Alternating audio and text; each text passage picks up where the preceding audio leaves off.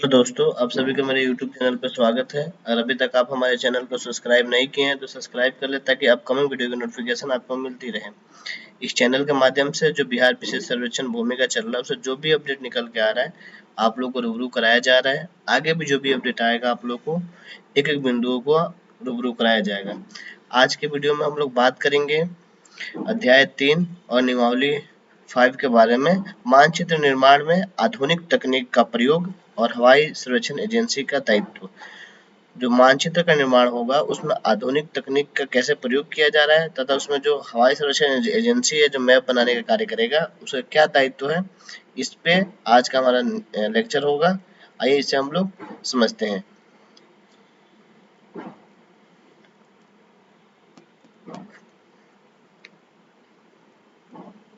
Good morning to everybody. मेरा नाम चंदन कुमार है, मैं जीआईएस सलाहकार हूँ। आज हम लोग इस वीडियो लेक्चर में अपने आप को अध्याय 3 पर सीमित रखेंगे और मेरे साथ हैं पीएमयू के प्रोग्रामर अभितोष कुमार। तो आज हम लोग बेसिकली अध्याय 3 और अध्याय 4 में दो चीज़ें देखेंगे कि नई टेक्नोलॉजी में क्या अंतर है पुराने वाले से और क्या क्या चीज़ हम लोग कर रहे हैं सर्वेक्षण में। आधुनिक सर्वेक्षण जो आधुनिक मानचित्र बनाने का तरीका है और जो पहले जो मानचित्र बनाने का तरीका था, दोनों में बेसिकली क्या अंतर है। और दूसरा, इसमें जो ईटीएस का रोल है, तो ईटीएस के बारे में भी उसको कैसे उसको चलाया जाता है, उससे क्या क्या मदद हमको मिल सकती है, इन चीज़ों पर अपने आप को केंद्रित रखेंगे। सबसे पहली बात, मैप मानचित्र बेसिकली यथार्थ के पुनर्निर्माण है। यथार्थ मतलब जो रियलिटी प्रेजेंट है उसी को हम बेसिकली रिप्रेजेंट करते हैं। जैसे हमारा जो ज़मीन है वो कई टुकड़ों में बटा हुआ रहता है। और एक चीज़ और भी इसमें समझना है कि ज़मीन कभी भी एक जैसा नहीं रहता, वो बदलने वाली चीज़ है। ये एक डायनेमिक कॉन्सेप्ट है। कभी आज से 100 साल पहले हो सकता है जहाँ पर रोड नहीं हो वहाँ आज रोड है। कहीं नदी पहले किसी और रास्ते से चल रही थी, आज नदी पूरा रास्ता अपना बदल चुकी है। कहीं जहाँ पहले नदी बह रही थी आज वहाँ पूरा गांव बसा हुआ है। कहीं गांव बसा हुआ था पहले तो आज वहाँ पूरी नदी बह रही है। कहीं जंगल था, कहीं मरुस्थल है। तेज़ हवाएं चलती है तो मरुस्थल का विस्तार हो जाता है, तो पूरा जंगल भी मरुस्थल में बदल जाता है। कहीं जंगल के एफॉरेस्टेशन का काम करती है सरकार, तो वो जंगल का भी विस्तार हो जाता है, तो कई क्षेत्रों में जंगल फैल जाते हैं। कहने का मतलब जो धरातल है, जो पृथ्वी की सतह है, वो बदलते रहता है। वो डायनेमिक है, वो स्टैटिक नहीं है। तो अगर हमारा जिस चीज़ का हम नक्शा बना रहे हैं, जिस चीज़ को हम रिप्रेजेंट कर रहे हैं, वो चीज़ अगर डायनेमिक है तो जो नक्शा है उसको भी डायनेमिक होना चाहिए। लेकिन किसी कारणवश हम लोग जो नक्शे का कॉन्सेप्ट या नक्शे के बारे में जो माइंडसेट, प्रिवेलिंग माइंडसेट है, वो ये है कि एक स्टैटिक कॉन्सेप्ट है जो अंग्रेज़ों के द्वारा 100 साल पहले नक्शा बनाया गया। वो उसकी लीगल सेंटिटी है ऑफ कोर्स, और वो काफ़ी सैक्रोसैंक्टम उसको हम लोग मानते हैं। मतलब वो काफ़ी ये है, उसमें कोई परिवर्तन नहीं हो सकता। ऐसा नहीं है, परिवर्तन हो सकता है। और सच तो ये है कि ज्यों ज्यों हमारा धरातल परिवर्तित होता है वैसे ही नक्शा को भी परिवर्तित होना चाहिए। डायनेमिकली दोनों को कोरिलेटेड होना चाहिए, और तभी हम ये कह सकते हैं कि हमारा नक्शा अद्यतन है। तो नक्शा बनाने का जो काम है वो लगातार चलते रहने वाली प्रक्रिया है। तो ये तो एक बात हुई। दूसरी बात कि पहले जो हम नक्शा बनाते थे, पहले नक्शा बनाने का काम बेसिकली ड्राइंग के द्वारा करते थे। जो भी फील्ड की ज्योमेट्री होती थी उसको हम प्लेन टेबल पर या रिसेक्शन टेबल पर उसकी ज्योमेट्री को रेप्लिकेट करते थे। तो पुराने ज़माने में क्या करता था, शिविर लगाते थे गांव में और प्लेन टेबल रहता था। और सबसे पहले, और अच्छा, नक्शे में एक और कंसेप्ट चलता है कि जब हम नक्शा बनाते हैं किसी भी क्षेत्र का तो होल टू पार्ट बनाते हैं, पार्ट टू होल नहीं बनाते, क्योंकि उसमें एरर एडअप होकर बहुत ज़्यादा हो जाता है। और जब हम होल टू पार्ट करते हैं तो एरर बेसिकली डिस्ट्रीब्यूट हो जाता है। और दूसरी बात कि ट्रैवर्स पूरा करते थे, आकार की कितना फैलाव है हमारा, किस क्षेत्र का एरिया ऑफ इंटरेस्ट जो है जिसका सर्वे किया जाना है। और वो ट्रैवर्स का लूप जब पूरा हो जाता था ट्रैवर्स के थ्रू, तब उसमें छोटा छोटा जो खेत था उसका बेसिकली ऑफसेट ले लेके हर एक ज्योमेट्री, हर एक खेत की ज्योमेट्री को रेप्लिकेट करते थे। तो बेसिकली एक क्वाइट टीडियस वर्क था जिसमें काफ़ी टाइम लगता था और 2 से 3 साल लग जाता था एक गांव का नक्शा पूरी तरह तैयार होने में, अगर थोड़ा मॉडरेट साइज से थोड़ा भी बड़ा गांव है तो। और इस काम के ख़त्म होने के बाद होता था कि बस अब तो नक्शा बन गया, अब केवल खाना पूरी करनी है। तो जब भी हम सर्वेक्षण की बात करते हैं तो बेसिकली इसमें 4 तरह का काम रहता है इन्वॉल्व। एक तो मैप मेकिंग प्रोसेस होता है जिसको हम लोग किश्तवाड़ कहते हैं, तो नक्शा बनाने का काम हुआ। दूसरा काम होता है जो नक्शे में हमने नक्शा बनाया, बेसिकली वो पॉलीगॉन्स होता है, कैडेस्टर उसको बोलते हैं, और उसके ओनरशिप को डिफाइन करते हैं। तो जो हमारा पॉलीगॉन्स है, जो नक्शे पर छोटे छोटे खाने बने हुए हैं खेत के रूप में, वो किनका है, तो वो रिलेशनशिप जब हम इस्टेब्लिश करते हैं तो बेसिकली वो खानापुरी होता है। तो एक हो गया किश्तवाड़ मैप मेकिंग प्रोसेस, दूसरा हो गया ओनरशिप कोरिलेशन, तो वो हो गया खानापुरी। तीसरा हो गया कि एडजुडिकेशन, कि अगर खानापुरी जो भी हुआ, खानापुरी वो सही है या नहीं है। तो उसके लिए जिनकी भी आपत्ति आई, जिनको भी विरोध है, ऑब्जेक्शन है कि नहीं ये आपने जो जिस खेत के टुकड़े पर नाम दिखाया है वो इनका ना होकर मेरा है, फला आदमी का नहीं है वो मेरा है, तो ऐसे जितने भी विवाद हैं उस तो उनका निराकरण करना होता है, ताकि तभी आपका वो नक्शा ओनरशिप का डिफिनेशन सही हो पाता है। तो ये है तीसरा काम जो कि सुनवाई है। और सुनवाई के बाद है चौथा लगान निर्धारण। लगान निर्धारण के बिना सर्वे को कंप्लीट नहीं माना जाता था। एक्चुअली पुराने ज़माने में जब अंग्रेज़ों ने पहली बार साइंटिफिक सर्वे मतलब ऑन स्केल, ये बड़ा मतलब बहुत की वर्ड है, बहुत भारी वर्ड नहीं है लेकिन की वर्ड है कि इस नक्शा जब तक ऑन स्केल नहीं होगा, जैसे अभी एक हाथ से एक नक्शा बनाते हो, इसके जो डायग्राम बना लेते, वो डायग्राम हो सकता है, वो मानचित्र नहीं हो सकता। तो डायग्राम और मानचित्र में जो फ़र्क है वो ये है कि हम मेजरमेंट कर सकते हैं। ऑन स्केल कहने का मतलब होता है कि जिस अनुपात में वो धरती पर किसी क्षेत्र का या किसी भी चीज़ का, या रोड का, सड़क का, नदी का, या किसी खेत के टुकड़े का फैलाव है, उसी अनुपात में कागज़ पर भी उसका फैलाव हो। मतलब किसी सर्टेन कोफिशिएंट से उसको गुना कर दें तो ज़मीन वाली चीज़ मिल जाए। तो पहला साइंटिफिक सर्वे जो है अंग्रेज़ों ने करवाया लगभग 100 साल पहले। 1893 के बाद से मैप मिलना मतलब दिखना शुरू हो जाता है। 1893 का मैप दिखता है और वो लगभग 1924-25 तक चलता है। लगभग 40 साल उनको लगा लगभग पूरे भारतवर्ष का लगभग 1:3960 मतलब 16 इंच बराबर 1 मील के स्केल पर उन्होंने पूरा नक्शा बनाया। तो वो उनका जो मकसद था साइंटिफिक स्केल पर नक्शा बनाने का, ताकि वो बैठे बैठे पता कर सकें मैप को देखकर कि कितना लगान होना चाहिए। तो लगान बेसिकली वो आर्थिक आय उनका मतलब उनके द्वारा ये सर्वेक्षण या मानचित्र बनाए जाने का उद्देश्य ये था कि वो लगान के रूप में अपना आर्थिक आय नियत कर सकें, मतलब इंश्योर कर सकें। ये प्रोसेस जो है मैप मेकिंग का प्रोसेस धीरे धीरे इवॉल्व किया। तो पहले जो काम ड्राइंग के थ्रू होता था, अब समस्या क्या आने लगी कि उस समय अब ऐसे भी हम देखें तो जिसमें भारत को आज़ादी मिली थी और उसके भी पहले तो आबादी 33 करोड़ थी आज़ादी के समय, और उसके पहले तो और भी कम रही होगी। अभी 1 अरब 30 करोड़ के आसपास है। तो जो लैंड पर प्रेशर है, जो घनत्व है वो बहुत ज़्यादा हो गया, तो ज़मीन महंगी हो गई और छोटे छोटे टुकड़ों में ज़मीन बट गया और ज़मीन का आकार जो है वो काफ़ी इर्रेगुलर हो गया, अनियमित हो गया। पहले जैसे सरल रेखाओं से बनी हुई ज़मीन थी, तो उसको बनाना अगर हाथ से उसको प्लेन टेबल पर बनाना तो वो रेस्पेक्टिवली आसान होता है।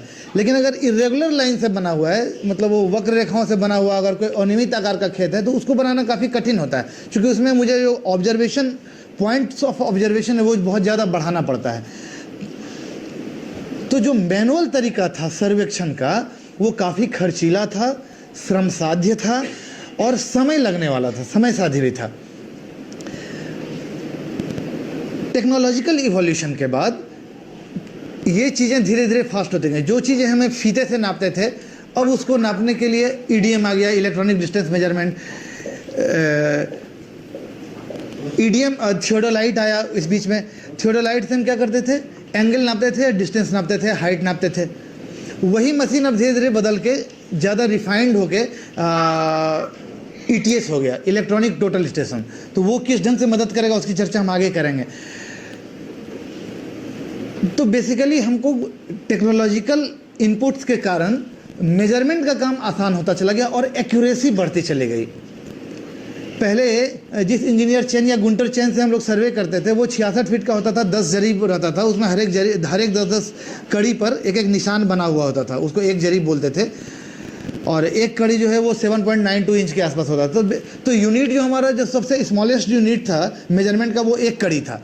अगर एक कड़ी से छोटा कोई डिस्टेंस हो गया तो वो फिर हम नहीं नाप सकते थे, लेकिन वो कड़ी से नहीं नाप सकते थे, वो मतलब नेत्रानुमान पर चला गया। और आज भी मतलब आपको जानकर आश्चर्य लगेगा, आज भी जब हम मेजरमेंट करते हैं, गुनिया जो ट्रेडिशनल अमीन है हमारे, उनके पास जो स्किल सेट है, मैप रीडिंग का जो स्किल सेट है, जिससे वो मैप के इंट्रिकेसीज को डिसाइफर करते हैं कि आगे इसमें मैप में क्या क्या छिपा हुआ है थ्रू लीजेंड्स थ्रू, तो उसमें भी जो नापने का काम वो करते हैं कैलिपर से, तो वहाँ भी बेसिकली अगर 5 कड़ी से या 10 कड़ी से कोई छोटा डिस्टेंस होता है तो वहाँ नेत्रानुमान ही उनको लगाना पड़ता है। तो कहने का मतलब एक्यूरेसी वो हम नहीं अचीव कर सकते हैं जो पुराने अमानत से या वो पुराने जो मेजरमेंट टेक्निक्स हैं उससे, जो हम अभी इलेक्ट्रॉनिक मशीन्स के थ्रू अचीव कर सकते हैं। तो हमारा जो यूनिट ऑफ मेजरमेंट है वो जितना छोटा होगा हमारी एक्यूरेसी उतनी ज़्यादा होगी। तो और दूसरा, अब हम इसको पहले भी जो सर्वे करते थे ना, तो वो बेसिकली ट्रैंगुलेशंस और रेंजिंग जो डिस्टेंस पता करते थे, और ट्रैंगुलेशन के थ्रू हम सर्वे करते। जैसे मान लीजिए हमारा ये एरिया ऑफ इंटरेस्ट है, ये कोई गांव है, तो बेसिकली इसको छोटे छोटे ट्रायंगल्स में बांट देते थे। यही लाइन बेसिकली ट्रावर्स लाइन होता था।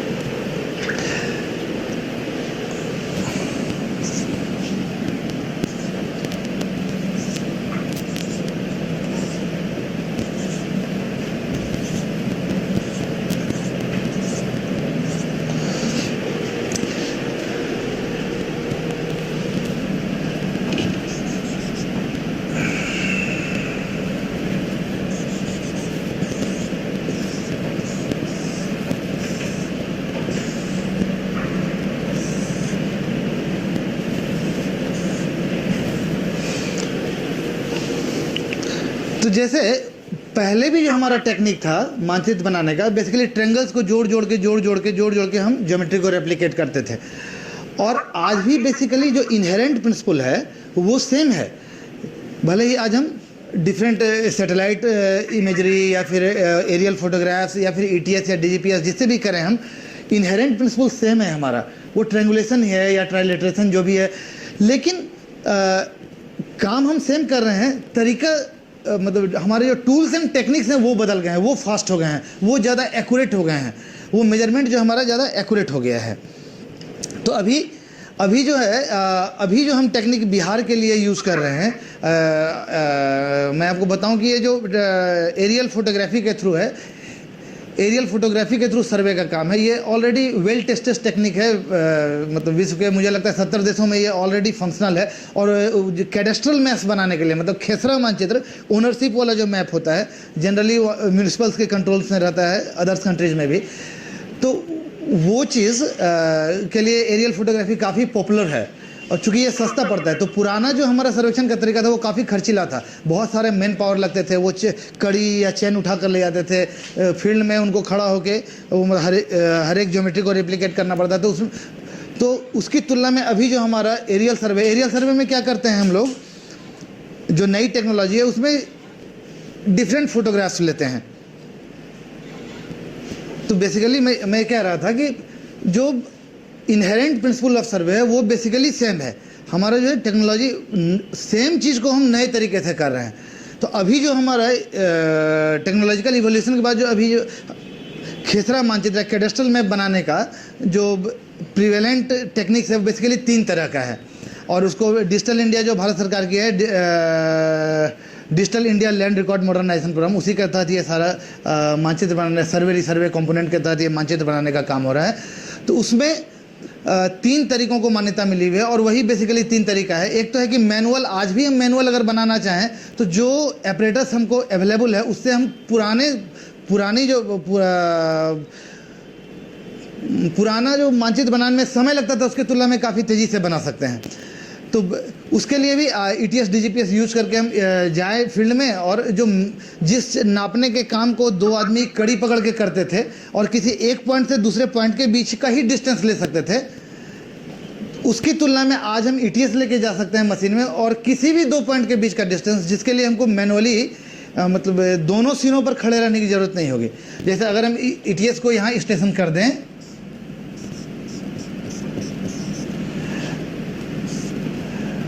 और ऐसे जैसे ये P1 है, ये P2 है, ये P3 है, ये पॉइंट है, तो जब हम कड़ी से नापते थे पुराने वाले में, तो किसी 2 पॉइंट के बीच नापने के लिए हमको यहाँ कड़ी रखना पड़ता था और यहाँ कड़ी रखना पड़ता था। फिर अगर हमको P2 और P4 के बीच नापना है तो यहाँ कड़ी रखना पड़ता था, फिर यहाँ से यहाँ कड़ी रखना पड़ता था। तो वो चेन चलाते थे यहाँ से यहाँ तक, तो इस बिंदु और इस बिंदु पर चेन की उपस्थिति जरूरी होती थी। तो मैनुअली कहने का मैं जो कहना चाह रहा हूँ कि मैनुअली यहाँ मुझे खड़ा होना पड़ता था। आज अगर हम जाएं, आज हम ETS लेके यहाँ पर रखें, तो केवल प्रिज्म और प्रिज्म के पोल को हम 5 जगह पर रख दें, तो किसी भी 2 पॉइंट के बीच का, अगर हम चाहें P1 और P4 के बीच का डिस्टेंस, तो वो हमको इमीडिएट मिल सकता है। तो एक तो ये सुविधा हो गई कि एक साथ हम बहुत सारे पॉइंट्स के बीच का डिस्टेंस एक ही बार में नाप सकते हैं। एक जगह ETS को रखा, रेडियल शूटिंग के थ्रू डिफरेंट पॉइंट का शॉर्ट लोकेशन लिया, और किसी भी 2 पॉइंट के बीच का डिस्टेंस हम निकाल लिए। तो काफ़ी कम समय लगा, और लगभग काम लायक जितने भी पॉइंट हैं, मेरा मतलब एक दिन में हम सारे गांव के सारे पॉइंट्स को उठा सकते हैं। तो ये समय हमारा बहुत कम हो गया। तो इसमें तो ETS DGPS की मदद से हम काफ़ी तेज, काफ़ी शुद्ध नक्शा बना सकते हैं और काफ़ी तेज बना सकते हैं पुराने समय में, पुराने लगने वाले समय की तुलना में। तो एक तो ये एक मेथड तो ये हुआ कि हम मैनुअली जाके ETS DGPS से फील्ड में सर्वे कर लें। दूसरा है कि हम इमेज कलेक्ट करते हैं हवाई जहाज से, और हवाई फोटोग्राफी से सर्वे करते हैं। तो बेसिकली इमेज, हम लैंड पर जाने की बजाय लैंड को रिक्रिएट करते हैं। उस इमेज से, उस फोटोग्राफ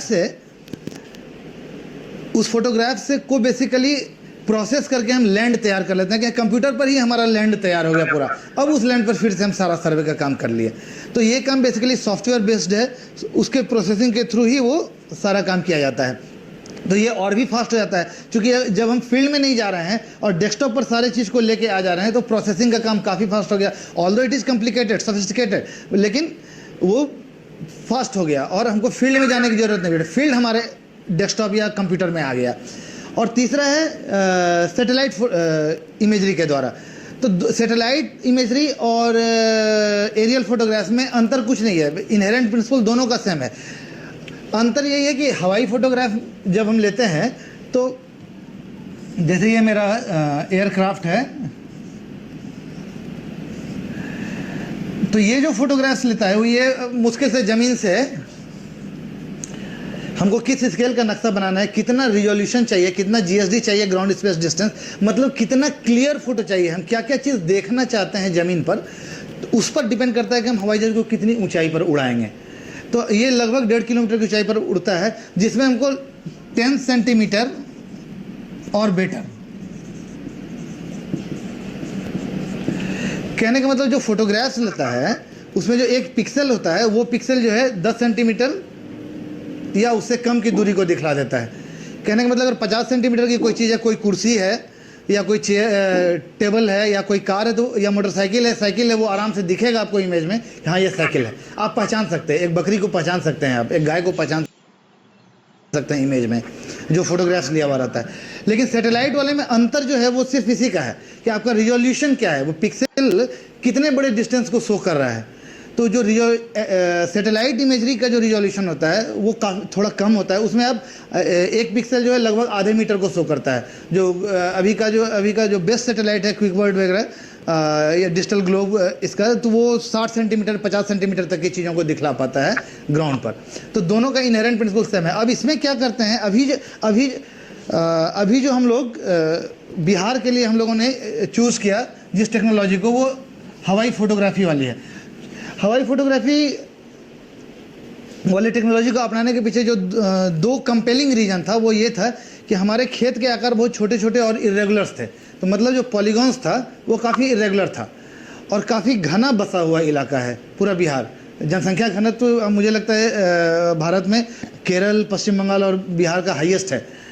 तो उस हिसाब से हम छोटे छोटे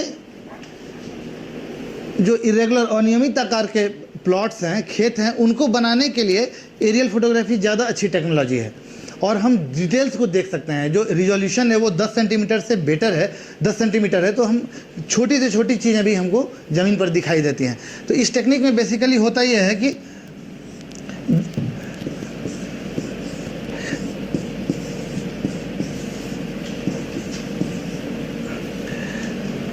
जैसे हवाई जहाज मतलब इधर से आ रहा है तो वो फोटोग्राफ्स लेता हुआ चला जाता है, कंटिन्यूअस शॉट्स फोटोग्राफ्स लेता जाता है। यहाँ पर कैमरा लगा हुआ रहता है और वो डिजिटल फोटोग्राफ्स कलेक्ट करता चला जाता है। और इसका जो पाथ होता है जनरली इस तरह से रहता है। अगर हमारा एरिया ऑफ इंटरेस्ट ये है तो वो मतलब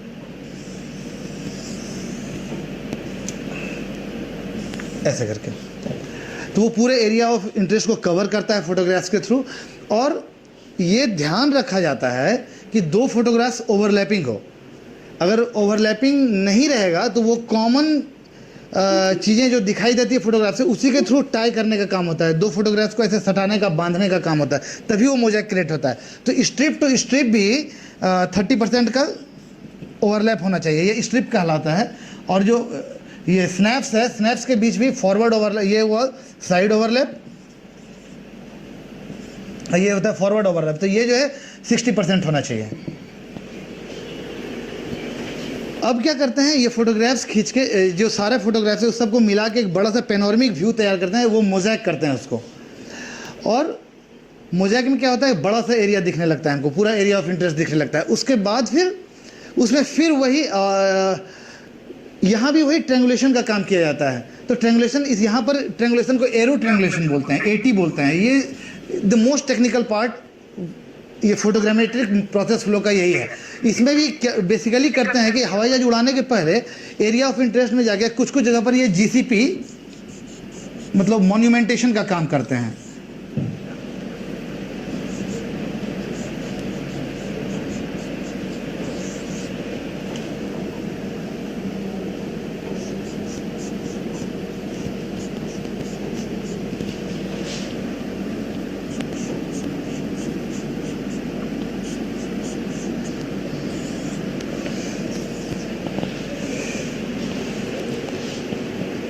तो ये मॉन्यूमेंट इस ढंग से बनाया जाता है कि जब हवाई जहाज उड़े तो वो पिलर जो है, ये पिलर बना देते हैं, उजला निशान लगा देते हैं ऐसे करके, ताकि वो हवाई जहाज से दिखाई दे कि हाँ ये पिलर है, ये हमारा मॉन्यूमेंट किया हुआ है।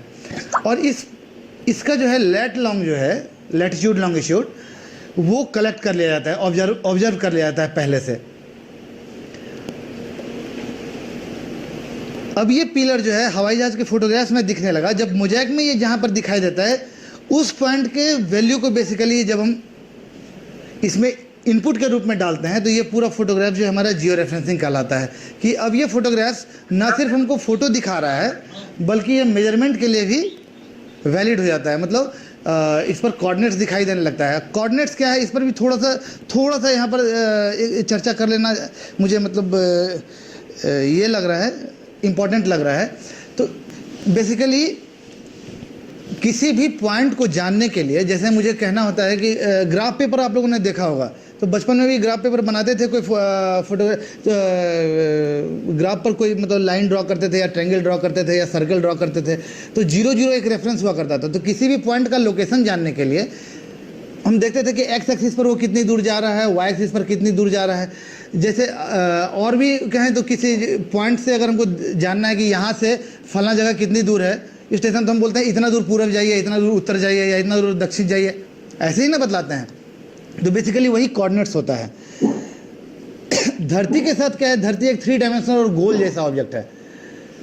तो धरती पर किसी पॉइंट को लोकेट करने के लिए एक इमेजिनरी लाइंस को डिफाइन किया गया है।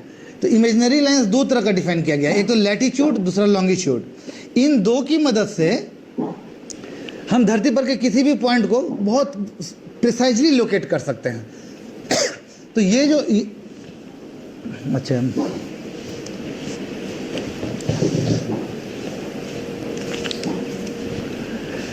एक तो ये जो इस तरह का ऐसे जो दिख रहा है ये वाला सब, जैसे संतरे में भी इस ढंग की लाइन बनी रहती है, तो ये बेसिकली लॉन्गिट्यूड है। और यहाँ पर मिल रहा है ये, तो जो दो लॉन्गिट्यूड के बीच का जो डिफरेंस है वो इक्वेटर पर सबसे ज़्यादा होता है, और पोल की तरफ जब जाएंगे तो कम होते होते 0 हो जाता है। तो ये लॉन्गिट्यूड है। अब जो है सेंट्रल लॉन्गिट्यूड, मतलब लंदन से गुजरने वाले लॉन्गिट्यूड को अगर हम मान लें कि ये यही मेन प्राइम लॉन्गिट्यूड है, यही प्राइम मेरिडियन है, तो जो इससे टुवर्ड्स राइट, मतलब जो ईस्टवर्ड गए, तो ईस्टवर्ड जितने भी लॉन्गिट्यूड हैं उसका नाम ईस्ट से रख दिया। तो ये अगर 10 degree east, 20 degree east, 30 degree east, 40 degree east, तो चूंकि ये गोल है और पूरा ऐसे करके घूमे सर्किल में, तो पूरा 360 डिग्री बन जाएगा। तो 180 डिग्री तक ईस्टवर्ड जाते हैं, और यही काम वेस्टवर्ड जाएंगे तो 10 degree, 20 degree, 30 degree west, 40 degree west करते करते 180 डिग्री वेस्ट तक जाएगा। तो 180 डिग्री ईस्ट और 180 डिग्री वेस्ट, ये लॉन्गिट्यूड को हम डिफाइन कर पाते हैं ऐसे ऐसे। एंगल कहने का मतलब होता है, ये देखिए वो जो एंगल है, वो रेड वाला लाइन अगर प्राइम मेरिडियन है या प्राइम लॉन्गिट्यूड है, तो उससे अगर ईस्टवर्ड वेस्टवर्ड जा रहे हैं, तो यहाँ अगर 60 डिग्री का एंगल बन रहा है, तो 60 डिग्री के एंगल पर जो लैटिट्यूड बन रहा है, सॉरी लॉन्गिट्यूड बन रहा है, प्राइम मेरिडियन है, वो वेस्ट लॉन्गिट्यूड कहलाएगा, और जो ईस्टवर्ड जाएगा वो ईस्ट लॉन्गिट्यूड कहलाएगा। ठीक है, इस चीज़ को समझने में कोई दिक्कत? अब नेक्स्ट है, ये लॉन्गिट्यूड हो गया। उसी तरह से ये क्या है, लैटिट्यूड है, ये पैरेलल्स इसको बोलते हैं। पैरेलल्स के साथ क्या है कि 2 पैरेलल्स के बीच का डिस्टेंस लगभग सेम रहता है पोल तक। इसके बीच का डिस्टेंस, इसके बीच का डिस्टेंस, जो सबसे बड़ा वाला है ना उसको इक्वेटर बोलते हैं, धरती को 2 पार्ट में बांटता है। तो इसके बीच का डिस्टेंस इसके बीच का लगभग सेम रहता है, 110 से 112 किलोमीटर के आसपास का वो डिस्टेंस रहता है। तो पैरेलल्स और लॉन्गिट्यूड, पैरेलल्स को लैटिट्यूड भी बोलते हैं, पैरेलल्स बोलें या लैटिट्यूड बोलें, ठीक सेम है। यहाँ भी क्या है कि जो सबसे बड़ा वाला बीच वाला है उसको ये, अब जो एंगल बन रहा है वो देखिए, ये 30 डिग्री नॉर्थ हो गया, यहाँ 60 डिग्री, तो जब 90 डिग्री नॉर्थ होगा तो वो एक पॉइंट पोल को रिप्रेजेंट करेगा। ठीक उसी तरह एंगल नीचे की तरफ बनाएंगे तो 30 degree south, 60 degree south, 90 degree south क्या हो जाएगा, ये पॉइंट हो जाएगा, पोल हो जाएगा। तो लैटिट्यूड लॉन्गिट्यूड में फ़र्क या मोटे तौर पर दिमाग में याद रखने के लिए ये कह सकते हैं कि अगर जो पैरेलल्स हैं उनके बीच का डिस्टेंस सेम रहता है और वो छोटे बड़े होते हैं, सबसे बड़ा वाला इक्वेटर कहलाता है और वो बदल के पोल हो जाता है, तो ये लैटिट्यूड है, ये पैरेलल्स कहलाता है। और जो लॉन्गिट्यूड है वो संतरे को याद कीजिए, तो वो लॉन्गिट्यूड है। तो एक किसी को मेन मान लीजिए जो प्राइम मेरिडियन है, जो ग्रीनविच से होकर गुजरता है, और उससे ईस्टवर्ड जाते गए तो ईस्ट मेरिडियन, वेस्टवर्ड जाते गए तो वेस्ट मेरिडियन, या ईस्ट लॉन्गिट्यूड या वेस्ट लॉन्गिट्यूड। तो लॉन्गिट्यूड और मेरिडियन एक चीज़ है, पैरेलल और लैटिट्यूड एक चीज़ है। अब जो मैं बोलना चाहता हूँ, सबसे इम्पॉर्टेंट चीज़, धरती पर के किसी भी लोकेशन को अगर हमको आइडेंटिफाई करना है, जैसे कि मान लीजिए इंडिया है, इंडिया का लोकेशन लगभग मुझे लगता है इस जगह पर होगा, तो इस पॉइंट को अगर हमको आइडेंटिफाई करना है, कोई एक सा पॉइंट लिया मैंने, उसको आइडेंटिफाई करना है, तो ये किसी न किसी लॉन्गिट्यूड पर तो पड़ेगा, किसी न किसी लैटिट्यूड पर तो पड़ेगा। तो अगर उस पॉइंट से गुजरने वाले इमेजिनरी लाइन लैटिट्यूड और लॉन्गिट्यूड को हम बोल दें, तो हम उस पॉइंट का पक्का पता बता दिए। तो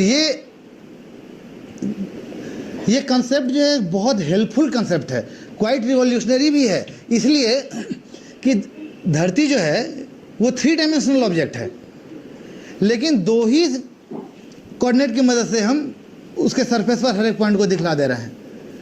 अब तीसरी केवल एक ही चीज़ बच जाती है कि कहीं हमारा जो सतह है वो तो बिल्कुल पानी से बना हुआ सतह तो है नहीं, एकदम चिकना सा पूरा धरती, कहीं पहाड़ है, कहीं पठार है, कहीं मैदान है, कहीं खाई है, कहीं ऊंचा है, तो रिलीफ रहता है, उच्चावच रहता है ज़मीन पर। तो समुद्र तल से जब हम ऊंचाई नापते हैं तो वही बेसिकली लोकल हाइट रहता है हमारा। तो अगर हम किसी भी पॉइंट पर धरती के सतह को जानने के लिए तीन पैरामीटर्स या 3 कोऑर्डिनेट्स दे दें, एक्स लैटिट्यूड, लॉन्गिट्यूड और हाइट, तो हमको उस पॉइंट के बारे में एग्जैक्ट पता चल जाता है। तो वही चीज़ है लैट, लॉन्ग और हाइट। ये चीज़ पता करने का काम बेसिकली अब जो नक्शा बनाने का टेक्निक है हमारा, ये कोऑर्डिनेट बेस्ड है।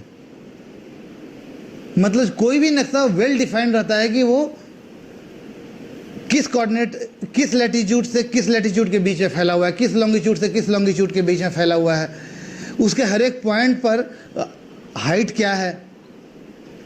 तो पहले जो नक्शा रहता था वो ऑन स्केल तो रहता था, उस पर मेजरमेंट कर पाते थे, लेकिन सारा कुछ हर किसी भी पॉइंट का कोऑर्डिनेट जानना चाहें तो हम नहीं जान पाते थे। लेकिन अब क्या है, अब जो हमारे नक्शे होते हैं जियो रेफरेंसिंग के बाद बेसिकली जो हमारा ये फोटोग्राफ, बेसिकली फाइनल फोटोग्राफ जो बनता है उसको ऑर्थो फोटोग्राफ कहा जाता है। ऑर्थो फोटोग्राफ बोलने का मतलब ये हुआ कि फोटोग्राफ जो है वो ऑन स्केल आ गया। प्रोसेसिंग और बहुत सारे प्रोसेसिंग के बाद रेक्टिफिकेशन, एटी, डीटीएम, बहुत सारा चीज़ उसमें इन्वॉल्व रहता है। तो उनको इन्वॉल्व करने के बाद जो मैंने ऑर्थो फोटोग्राफ बनाया वो जो है ऑन स्केल है। मतलब उस पर हम मेजरमेंट कर सकते हैं, उस पर अगर हम डिस्टेंस नाप रहे हैं तो हमको पता चलेगा कि अगर इस पर इतना डिस्टेंस आ रहा है तो ज़मीन पर ये इतना डिस्टेंस होगा, उस स्केल से हम निकाल ले सकते हैं अगर हमको स्केल मालूम है उसका तो। और वो यूनिफॉर्म है, यहाँ पर इतनी दूरी कुछ बता रही है, सपोज ये अगर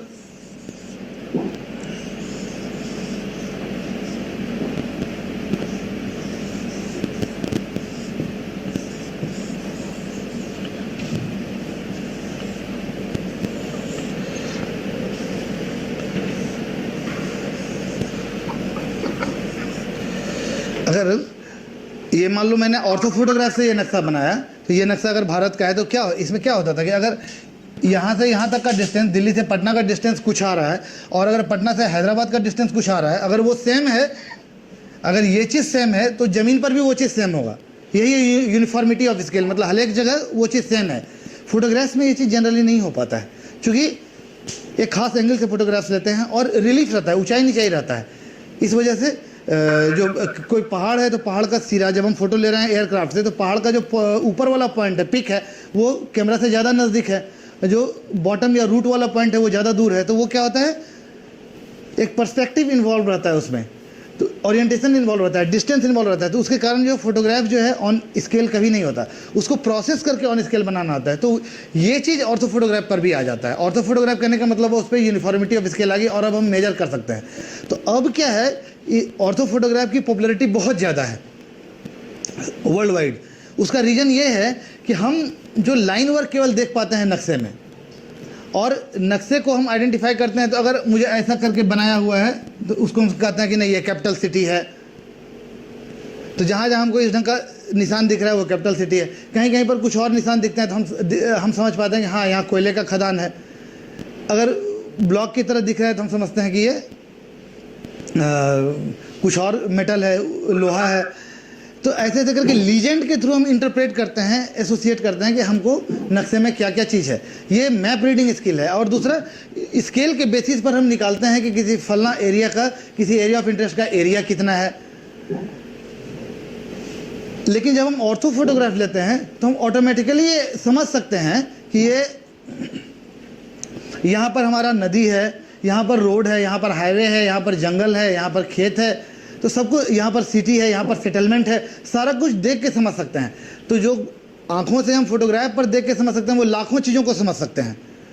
मतलब हमारा कॉग्निटिव कोहेरेंस जो है ढेर सारी चीज़ों को आइडेंटिफाई कर सकता है। लेकिन लीजेंड के थ्रू अगर आइडेंटिफाई करना हो तो वो लिमिटेड होता है, 100-200 जाते जाते वो काफ़ी भारी होने लगता है।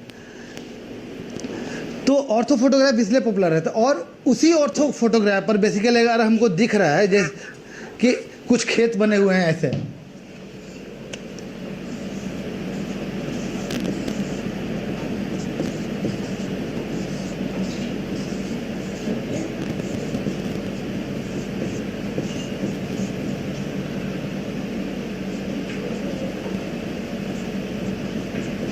यहाँ मान लो ताड़ का पेड़ है, यहाँ मान लो एक वाटर बॉडी है, तो ये खेत मान लो ये मुझे दिख रहा है ऑर्थो फोटोग्राफ में। तो बेसिकली जहाँ जहाँ खेत दिख रहा है वहाँ वहाँ हम लाइन वर्क करते हुए जो बंड है, जो मेड़ है, उस पर लाइन वर्क करते हुए हम खेत बना लेते हैं। तो इसमें क्या होता है कि अब हमारा अगर वंस आई एम इंश्योर्ड कि हमारा ऑर्थो फोटोग्राफ तैयार हो गया, it is on scale, uniformity of scale is there on ortho photograph, तो ये चीज़ बड़ा आसान हो जाता है कि जहाँ जहाँ है अब तो केवल इसका लाइन वर्क कर लें, तो कितना भी इरेगुलर पॉलीगॉन हो, कितना भी टेढ़ा मेढ़ा खेत हो, तो बस उसको केवल डिजिटाइज मैंने कर लिया तो हमारा काम हो गया, हमारा नक्शा। और अगर पूरे गांव को कर लिया और ये वाटर बॉडी है तो वाटर बॉडी बना दिया, यहाँ ताड़ का पेड़ है तो ताड़ का पेड़ दिखा दिया, तो मेरा नक्शा बन के तैयार हो गया, गांव का पूरा खेसरा मानचित्र मेरा तैयार हो गया। तो ये काम पूरा हम लैब में कर सकते हैं बैठे बैठे, तो बहुत जल्दी हो जाता है ये काम। और उसके बाद तो अभी तक हम लोगों ने क्या चीज़ समझा? अभी तक हम लोगों ने अध्याय 3 में ये समझा कि जो पुरानी तकनीक थी सर्वेक्षण की या मानचित्र के निर्माण की, उसका इनहेरेंट प्रिंसिपल सेम रहने के बावजूद भी आधुनिक तकनीक में हम लोग काफ़ी फास्ट हो चुके हैं। सारे जो फील्ड वर्क है उसको उठा के हम लोग लेबोरेटरी में लेते आए और एक्यूरेसी भी हम लोगों ने अपनी बढ़ा ली। तो एक तो ये अंतर है। और जो 3 पॉपुलर टेक्निक जिसको कि DILRMP मान्यता देता है, कोई भी राज्य लैंड जो है स्टेट का सब्जेक्ट है, तो राज्य अगर कोई सर्वेक्षण कराना चाहे तो इस 3 में से कोई भी टेक्निक अपना सकता है। वो क्या है? एक तो मैनुअल है, ETS DGPS लेके जाइए और हर एक खेत को की ज्योमेट्री को उठा के लाइए और उसके बाद फिर उससे आप नक्शा बनाइए। दूसरा है कि आप सैटेलाइट इमेजरी से आप इमेज को जमा कीजिए, इमेज को और जियो रेफरेंसिंग कीजिए, मोजाइक वहाँ भी मोजाइक तैयार कीजिए और नक्शा बनाइए, फिर डिजिटाइज कीजिए तो आपका नक्शा तैयार होगा और उससे आप काम कर सकते हैं। तीसरा है एरियल फोटोग्राफ। तो एरियल फोटोग्राफ और सैटेलाइट वाले में मुख्य अंतर जो है ना वो स्वैत का है कि चूँकि नज़दीक से एरियल फोटोग्राफ से ले रहे हैं फ़ोटो तो वो कवरेज जो है थोड़ा कम रहता है और डिटेलिंग ज़्यादा रहती है। लेकिन सैटेलाइट इमेजरी जब लेते हैं लो ऑर्बिट सैटेलाइट, वो लगभग 600 किलोमीटर की ऊंचाई पर रहता है, तो लगभग 700-800 किलोमीटर तक भी ले लेता है वो, और उसमें डिटेलिंग कम होती है क्योंकि रिजोल्यूशन कम होता है उसका। तो बस यही, तो इतने चीज़ों को हम मान के चलते हैं कि, और दूसरा ये भी कि किसी भी पॉइंट को लोकेट करने के लिए लैट लॉन्ग हमारे लिए बहुत इंपॉर्टेंट होता है। लैट लॉन्ग से हम धरती पर के किसी भी पॉइंट को आइडेंटिफाई कर सकते हैं।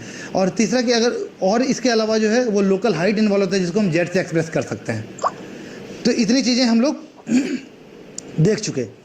रिसर्वे कराने का कारण भी वही है कि नक्शे को हम लोग स्टैटिक समझते थे। अच्छा, कराने का कारण जो है यही है कि मैप जो है हमारे ग्राउंड रियलिटी को रिफ्लेक्ट नहीं कर रहा है।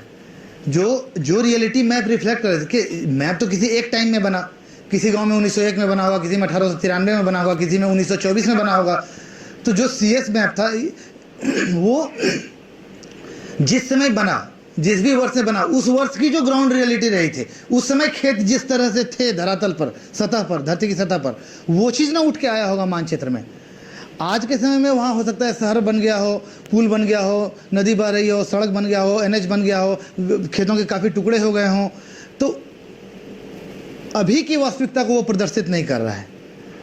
तो पहला जो सर्वे हुआ था उसको बेसिकली कैडेस्ट्रल सर्वे बोलते हैं, CS कैडेस्ट्रल सर्वे। कैडेस्ट्रल का मतलब ये होता है खेसरा मानचित्र, मतलब ओनरशिप वाला कैडेस्टर। और RS जो हुआ 1960 के आसपास, जो कि बिहार में दुर्भाग्य से सारे जगह डिनोटिफाई नहीं हुआ, कुछ जगह पर हो पाया था, तो वो एक अपडेशन सर्वे था। CS को ही उठा के लेते थे, उसका एक नील मानचित्र बना के लेते थे बाउंड्री को, और जहाँ जहाँ अंतर आया रहता था, चकबंदी में भी यही काम करते थे, उसको अपडेट करते थे। कहीं खेत मिल गया तो उसको मिला दिए, कहीं टुकड़ा हो गया तो बीच में एक लाइन ड्रॉ कर दिए, तो वो अपडेशन था। लेकिन अभी जो है इतना ज़्यादा अंतर आ चुका है कि ये बेसिकली फ्रेश सर्वे है और नई टेक्नोलॉजी के द्वारा किया जा रहा सर्वे है, इसलिए इसको स्पेशल सर्वे हम लोग बोलते हैं। तो CS हो गया कैडेस्ट्रल सर्वे, RS हो गया रिविजनल सर्वे, और SS हो गया स्पेशल सर्वे। अभी जो स्पेशल सर्वे बेसिकली, अच्छा दूसरी बात ये भी है कि चूंकि सर्वे का काम कंटिन्यूटी में चला नहीं, तो जो स्किल सेट था वो मैप रीडिंग तक लिमिटेड रह गया। मतलब हम नक्शा लिए, नक्शे में जो चीज़ है वो चीज़ स्थल पर कैसे कॉरेस्पॉन्ड करता है, यही स्किल बच गई। जो मैप मेकिंग स्किल थी वो लगभग ख़त्म हो गई। जो ट्रेडिशनली अमीनों के बीच चलते थे। अभी क्या है कि अब हम जो स्पेशल सर्वे है, स्पेशल सर्वे में इस चीज़ के लिए अब हमारे लिए जानना जरूरी हो गया कि जब हम कैसे ज्योमेट्री को ला रहे हैं, जो ग्राउंड की ज्योमेट्री है, जो ग्राउंड की रियलिटी है, उसको पेपर पर हम कैसे ला रहे हैं, ये इसके लिए जानना जरूरी हो गया कि आपको फोटोग्राफ्स को प्रोसेस करने आना चाहिए। आपको जो फोटोग्राफ्स दिख रहा है उसमें इमेज इंटरप्रिटेशन आपको होना चाहिए कि हाँ ये बंड ही है, यहीं पर ये बंड है या ये अस्थायी डिवीजन है, तो हम कैसे उसको डिस्टाइज करें। अगर कोई पेड़ दिख रहा है तो ये ताड़ का पेड़ है या क्या नॉर्मल है, उसको पहचानने आना चाहिए। तो इमेज इंटरप्रिटेशन स्किल ज़्यादा इंपॉर्टेंट हो गया और डिजिटाइजेशन स्किल ज़्यादा इंपॉर्टेंट हो गया। जो सॉफ्टवेयर बेस्ड इमेज प्रोसेसिंग का स्किल है वो ज़्यादा इंपॉर्टेंट हो गया, जियो रेफरेंसिंग का या ग्राउंड ट्रूथिंग। तो हमारे लिए रीसर्वे कराने का मुख्य कारण ये है कि आज की जो ग्राउंड रियलिटी है वो मानचित्र में रिफ्लेक्ट हो। और मानचित्र एक डायनामिक कॉन्सेप्ट है, जैसे जैसे हमारा रियलिटी चेंज करता है वैसे वैसे हमारा मानचित्र भी चेंज करना चाहिए। तो ये चीज़ ज़रूरी होता है। और डे टू डे यूज में मैप का बहुत ज़्यादा यूज है। वो हम ऐसे भी देख सकते हैं कि जब आज हम गूगल खोल के देखते हैं कि हम एक कैब बुक करते हैं ओला से या उबेर से, तो वो देखते हैं किस किस रास्ते से आ रहा है, कितना दूर है, आने में कितना टाइम लगेगा, वो सब मैप के थ्रू ही देख पाते हैं। तो बहुत ज़्यादा इंट्रूसिव है, मतलब वो मैप का रोल हमारे लाइफ में बहुत ज़्यादा है। और अगर हमारा मैप अपडेटेड और रियलिटी को एक्सप्रेस करने वाला नहीं रहेगा तो हम बहुत सारा यूज नहीं कर पाएंगे, बहुत सारे फ़ायदे हमको नहीं मिल पाएंगे, बहुत सारी सर्विसेज हमको नहीं मिल पाएगी। अब हम देखते हैं कि किस तो हवाई एजेंसी का कार्य, हम लोगों को ये चीज़ समझना होगा। अभी जो हम लोग एरियल फोटोग्राफी टेक्नोलॉजी को अपनाए हैं, हाइब्रिड टेक्नोलॉजी इसको कहा जाता है। हाइब्रिड इसलिए कहा जाता है कि इसमें जो ट्रूथिंग का काम है वो मैनुअली करना पड़ता है ETS DGPS से, तो इसलिए इसको हाइब्रिड बोलते हैं। और एरियल फोटोग्राफ से ऑर्थो फोटोग्राफ प्रोसेस करते हैं और उसको ट्रूथिंग करते हैं, और ट्रूथिंग करने के बाद फिर सारा काम करते हैं। तो इसलिए इसको, और कुछ ऐसे जगहों पर भी मैनुअली हमको काम करना पड़ता है। जैसे हवाई जहाज से अगर हम फोटो ले रहे हैं ऊपर से ज़मीन की, और अगर वो कवर्ड है कैनोपी से, वेजिटेशन कैनोपी से, या क्लाउडी है, नीचे नहीं दिखाई दिया, तो जो वेजिटेशन कैनोपी के अंदर या बगीचा है ऊपर केवल पत्ते दिख रहे हैं, अंदर अगर मान लो 5 खेत बटे हुए हैं तो वो 5 खेत के डिवीज़न को जानने के लिए हमको मैनुअली वहाँ जाके देखना होगा कि डिवीज़न कहाँ है, डिवीज़न लाइंस कहाँ है, बंड कहाँ पर है, कितना बड़ा ओनरशिप किनके नाम से है, खेत का आकार कैसा होगा, तो वो मैनुअली इंटरवीन करना पड़ेगा। इसलिए इसको हाइब्रिड टेक्नोलॉजी कहा जाता है।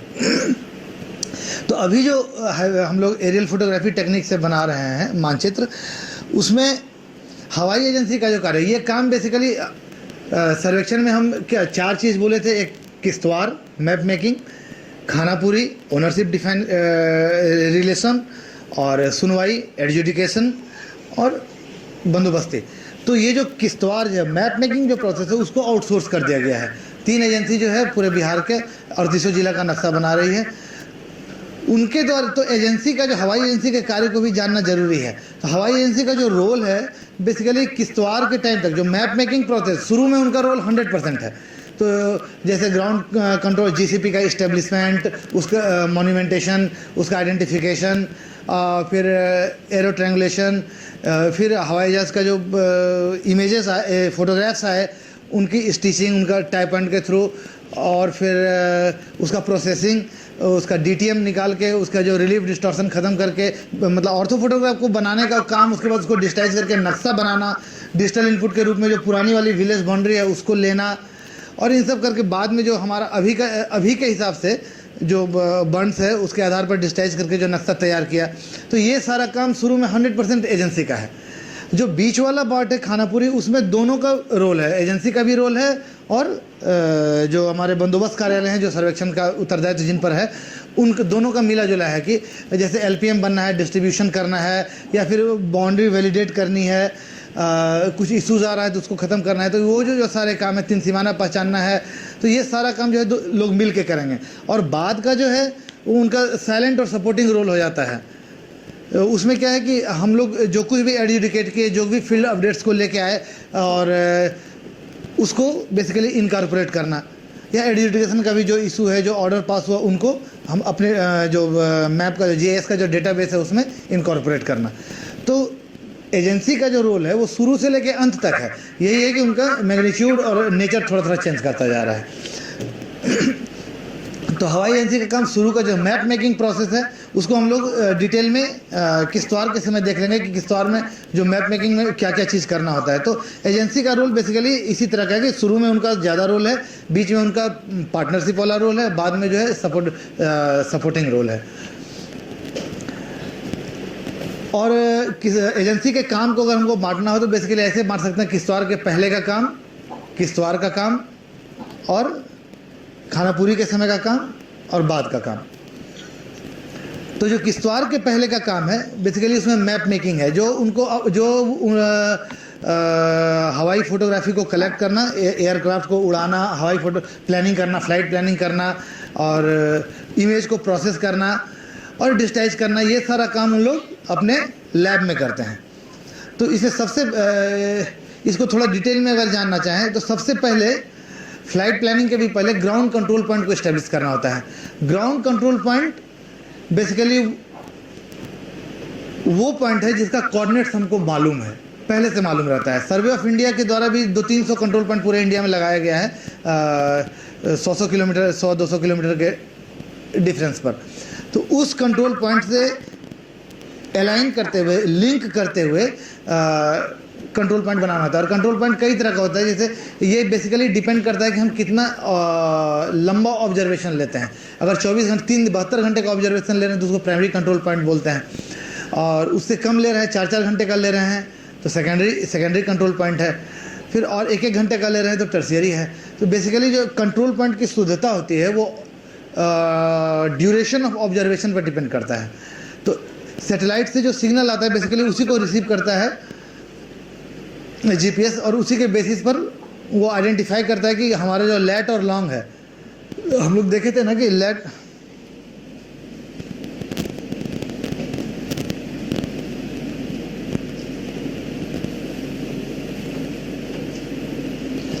जो जैसे ये लैटिट्यूड और लॉन्गिट्यूड का जो इंटरसेक्शन है तो वो पॉइंट बेसिकली कौन सा है, और जो कंट्रोल जो कोऑर्डिनेट्स है बेसिकली वो एक तरह से बोले ना तो वो पॉइंट का आईडी है।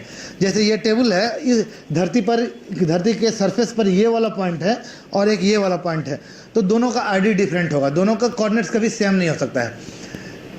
इसी बात को उलट के भी बोल सकते हैं हम कि अगर कोऑर्डिनेट्स डिफरेंट है तो वो दोनों पॉइंट कभी सेम नहीं हो सकता है, और दो पॉइंट अलग अलग है तो उनका कोऑर्डिनेट हमेशा अलग अलग होगा। एक ही पॉइंट है तो उसका कोऑर्डिनेट हमेशा सेम होगा। तो कोऑर्डिनेट जो है वो एकदम यूनिक आईडी की तरह है। तो जो कंट्रोल पॉइंट्स हम लोग बनाते हैं बेसिकली वो यही चीज़ बनाते हैं, लैट और लॉन्ग का जो इंटरसेक्शन पॉइंट है वही है हमारा कोऑर्डिनेट पॉइंट। तो अब क्या करते हैं कि और किसी भी नक्शे के जियो रेफरेंस होने का मतलब यही है कि उसके हर एक पॉइंट पर हम जानना चाहें कि कोऑर्डिनेट क्या है तो वो हमको पता चले। सॉफ्ट कॉपी में कंप्यूटर में हम जब ओपन करें तो किसी भी पॉइंट पर जाएं तो वो हमको शो करेगा कि जिस पॉइंट को हम आइडेंटिफाई कर रहे हैं वो आइडेंटिफाइड पॉइंट का कोऑर्डिनेट ये है, लैटिट्यूड ये है, लॉन्गिट्यूड ये है। अगर उसको डिग्री में एक्सप्रेस करें तो डिग्री में एक्सप्रेस कर सकते हैं, रेडियन में एक्सप्रेस करना चाहे रेडियन में कर सकते हैं। उसको एक्सप्रेस करने का एक और भी तरीका है, मीटर में डायरेक्ट करते तो वो नॉर्थिंग ईस्टिंग कहलाता है। तो कहने का मतलब कोऑर्डिनेट जीसीपी जब हम बोलते हैं ग्राउंड कंट्रोल पॉइंट तो उसका मतलब ये होता है कि ये यूनिक पॉइंट है अर्थ के सरफेस पर जिसका लेट और लॉन्ग फिक्स्ड है, जो कि हमको मालूम है। तो ऐसे नोन कंट्रोल पॉइंट हम डेवलप करते हैं, एक नेटवर्क तैयार करते हैं ग्राउंड कंट्रोल पॉइंट का। ये ग्राउंड कंट्रोल पॉइंट का नेटवर्क जो है तो बेसिकली ये एजेंसी तैयार करती है, उसको मॉन्यूमेंट करती है प्राइमरी सेकेंडरी टर्शियरी अपने पर्पस के लिए कि वो जितना ज़्यादा डेंस होगा कंट्रोल पॉइंट उतना ज़्यादा जियो रेफरेंसिंग करते वक्त वो उतना ज़्यादा हमारा नक्शा जो है वो शुद्ध होगा, उतना ज़्यादा एक्यूरेट होगा। तो डेंसिटी ऑफ कंट्रोल्स जो है मैप के एक्यूरेसी को डिफाइन करने वाला सबसे बड़ा फैक्टर है। तो जो प्राइमरी होता है उसके लिए जितने ज़्यादा सैटेलाइट के सिग्नल्स के थ्रू वो इंटरसेक्शन पॉइंट को आइडेंटिफाई करेगा, लोकेट करेगा, उतना ज़्यादा हमारा एक्यूरेट रीडिंग आएगा लेट और लॉन्ग का। तो 72 घंटे का जो ऑब्जर्वेशन है उससे प्राइमरी कंट्रोल पॉइंट डेवलप किया गया। तो जो एजेंसी को जो जिला जिनको भी 3 एजेंसी है अभी बिहार में काम कर रही है, एक है IIC Hyderabad, IIC technologies Hyderabad, एक है GIS कंसोर्टियम दिल्ली और एक है IL&FS गुड़गांव। तो ये 3 कंपनी है एरियल एजेंसी। आप लोगों ने देखा GIS सलाहकार चंदन जी के द्वारा विभिन्न मुद्दों पे अपनी बातें रखी गई। चूंकि वीडियो काफी लंबा है इसलिए अभी ये भाग 1 आप लोगों के सामने प्रस्तुत किया गया है। भाग 2 जल्द ही नेक्स्ट वीडियो में आप लोगों को मिलेगा। आगे भी आप हमारे वीडियो से जुड़े रहें। सर्वे संबंधित जो भी अपडेट आप लोगों को चाहिए इस चैनल पर मिलेगा। तो अभी तक अगर आप हमारे चैनल को सब्सक्राइब नहीं किए हैं तो सब्सक्राइब कर लें। बहुत बहुत धन्यवाद।